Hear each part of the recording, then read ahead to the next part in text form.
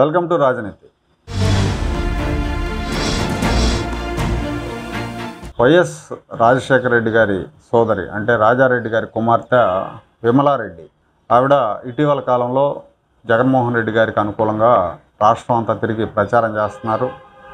చర్చిలకు వెళ్ళి యేసు ప్రభువు పంపిన దూత జగన్మోహన్ రెడ్డి అన్నట్టుగా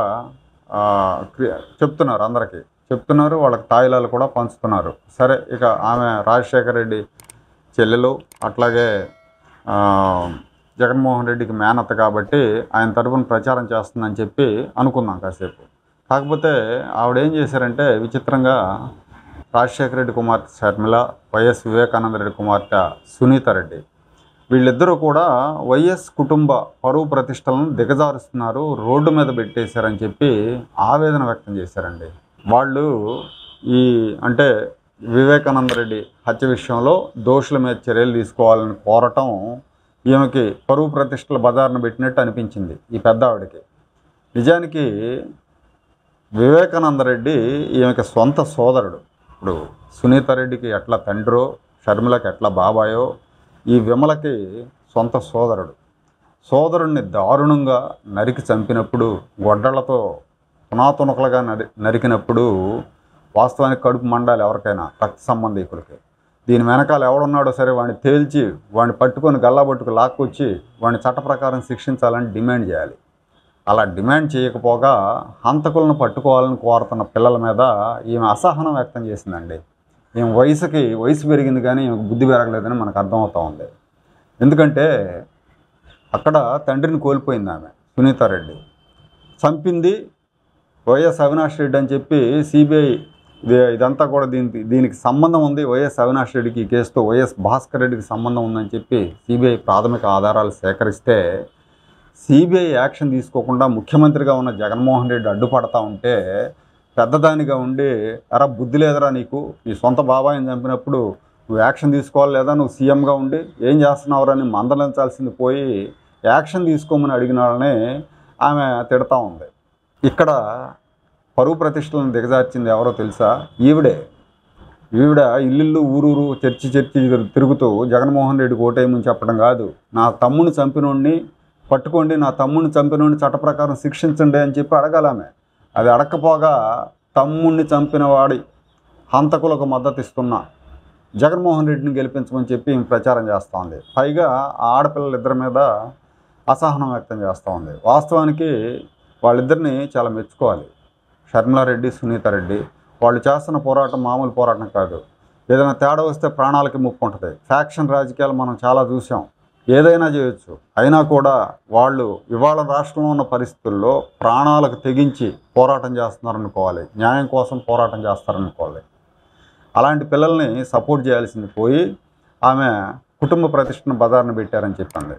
వాస్తవానికి ప్రతిష్టను బజారును పెట్టింది ఈ విమలారెడ్డి. ఈ విమలారెడ్డి ఇంత ఘనంగా వెనకేసుకొని రావడానికి కారణం ఏంటంటే జగన్మోహన్ రెడ్డిని, అవినాష్ రెడ్డిని. ఈ విమలారెడ్డి కొడుక్కి ముఖ్యమంత్రి అయ్యాక జగన్మోహన్ రెడ్డి కొన్ని ప్రాజెక్టులు ఇచ్చాడు, కొన్ని కాంట్రాక్టులు ఇచ్చాడు. యువరాజు రెడ్డి అని వాళ్ళకి విజయవాడలో రాజు యువరాజు అని థియేటర్లు కూడా ఉన్నాయి. మేము ఆధారాలు లేకుండా మాట్లాడటం లేదు. విమలమ్మ గారు మా మేనత్తే, కానీ మేము చేస్తున్న ఏమైతే మాట్లాడుతున్నామో వివేకానంద రెడ్డి గారి హత్య విషయంలో మేము ఆధారాలు లేకుండా మాట్లాడటం లేదు. ఏమైతే సిబిఐ చెప్తుందో అవే ఆధారాలు ఉన్నాయి అని మేము మాత్రమే ఎత్తి చూపుతున్నాము. ఆధారాలు ఉన్నాయి కాబట్టే మాకు తెలిసింది ఫలాని వాళ్ళు హత్య చేపించారు అని మాకు తెలిసింది కాబట్టే మేము మాట్లాడుతున్నాము. మళ్లీ అన్యాయం జరగకూడదు, మళ్లీ హంతకులు చట్టసభలకు వెళ్లకూడదు, ఈ హత్య రాజకీయాలు ఆగాలి అని మేమిద్దరం అక్కా చెల్లెలం ఈరోజు కొట్లాడటం జరుగుతుంది.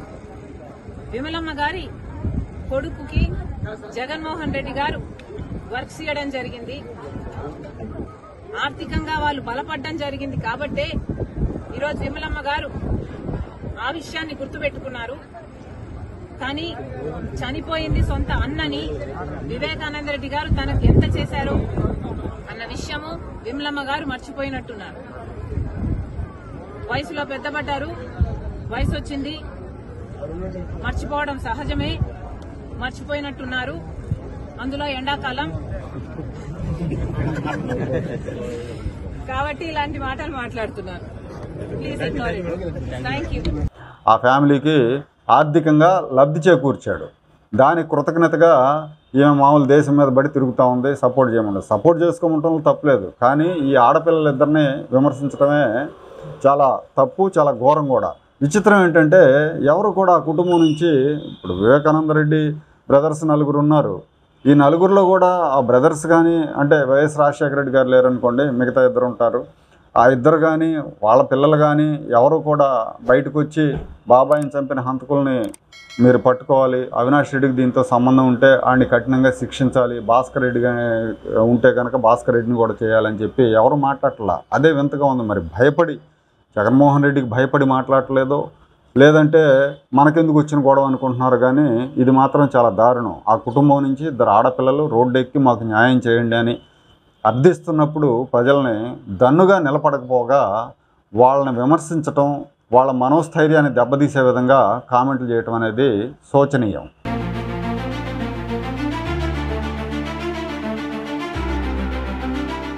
Like, share and subscribe to Rajaniti channel.